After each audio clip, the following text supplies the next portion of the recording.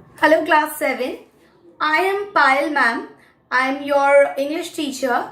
Previously in class 6 I have not taken any class. So this is my first class with you and I am going to start with the poem The Tide Rises, Tide Falls. Hope you will like the poem. All of you must have your classwork copy where you're going to write down all the questions from the PDF.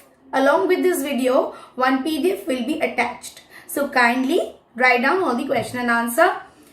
So first, please open your book to page number 43, Oxford Reading Circle book. And you see, the tide rises, the tide falls. So tide means the waves. So the waves, it rises and the waves fall. This is the title of the poem. There are 3 stanzas and the poem is written by Henry Wordsworth Longfellow. This poem is regarding the conception of time and tide. Time and tide. Now, what is the conception? The conception is that time and the tide, it waits for no one. It waits for no one. See, as you can see, over the year or each and every day, things may change. Something can stop, something can occur, something can change its direction. Nothing is permanent. But time and tide, it keeps on running. For example, if I tell you that, time will not wait. For example, today you are happy.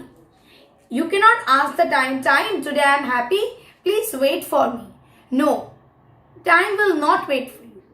In case of sorrow also, if you are upset and you say the time, or you think that the time will stop there where at the time when you are upset, that will also not happen.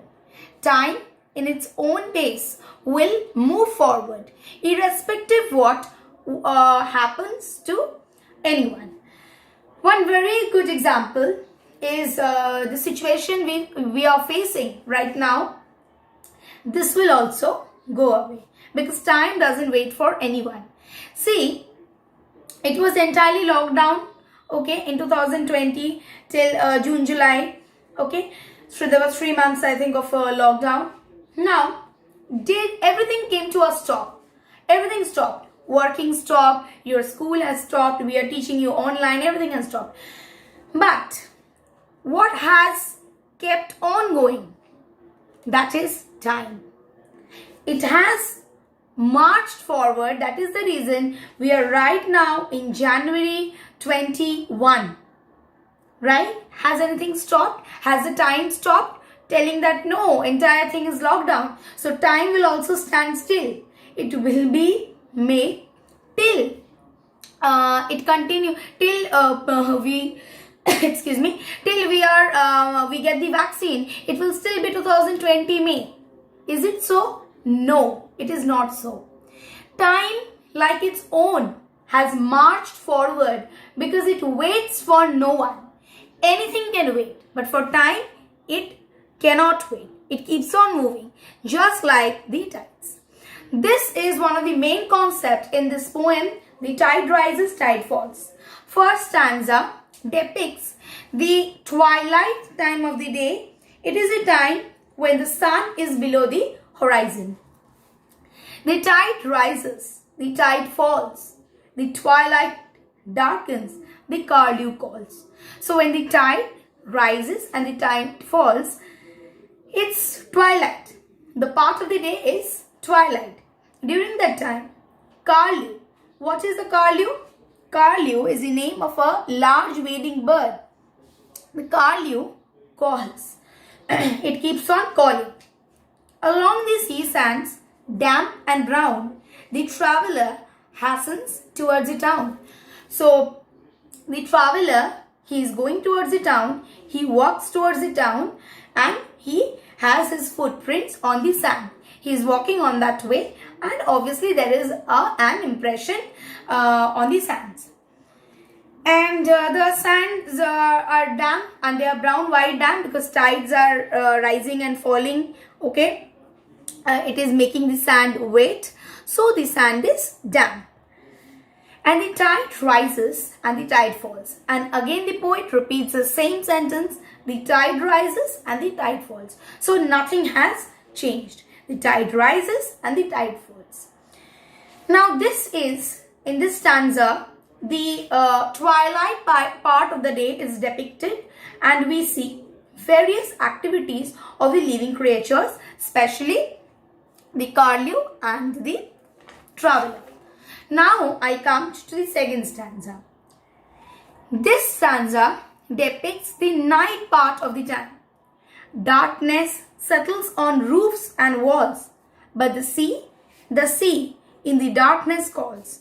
So everything settles at night. The darkness has fallen on the roofs, so everything settles, and it falls on the sea as well.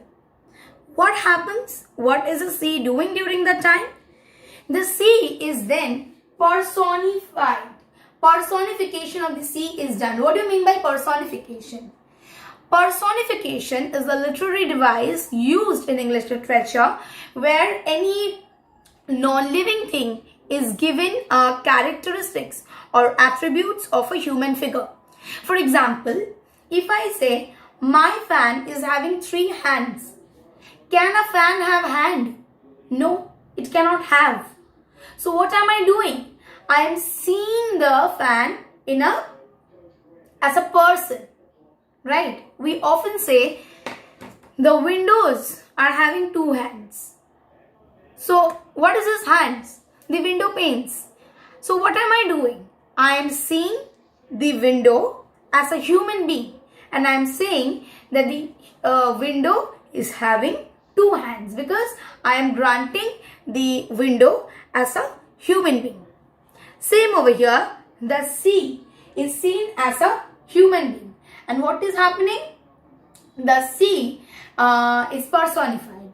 What is the sea doing? The sea with this white hand. Why white? Because you have seen the foams of the sea is white in color. What is it doing? It is erasing. Efface means to wash, to erase the footprints of the traveler. Okay, so the sea is personified. Once again, the sea is personified. How? Because the poet says that the sea is having its 2 hands with which it effaces or washes the impression of the footprints of the traveler who had walked on. The little waves with their soft white hands efface the footprints in the sands, and the tide rises and the tide falls. Again, the same line is repeated. The tide rises and the tide falls, and we see that although the actions change, but the action of the tide doesn't change at all. Next, the morning breaks. Now in this stanza, the morning part of the time is highlighted. Steeds in their stalls. Steeds, who are the steeds? They are the horse. Steed means horse. They are calling. Stamp and nigh, as the hostler calls. As their hostler, a man who is in charge of the horse, as he calls out to them, wishes them good morning, they kind of, answer him. The day returns, it's a new day, but nevermore returns the traveler to the shore. But the traveler who travels the last day is never seen anymore today. What could have happened? The traveler could have reached his destination, or the traveler could have died. Anything. It's not very clear in the poem. The tide rises and the tide falls. And you see, the tide rises and the tide falls. First stanza and in the third stanza, we see one thing. What is that? The living things, curlew, the traveler, they are seen no more in the third stanza. That means what? Their activities have changed. They have reached their destination or have died. We never know. But what about the tides and the waves. It keeps on its same old action of rising and falling. Tide rises and tide falls. So children, this much we have for our poem. I have ended the poem, The Tide Rises, Tide Falls. Along with this video, you're going to get one PDF attached. Please write down all the question and answer in your classbook copy. Hope you enjoyed the poem class and keep reading your Oxford Reading Circle book. Thank you.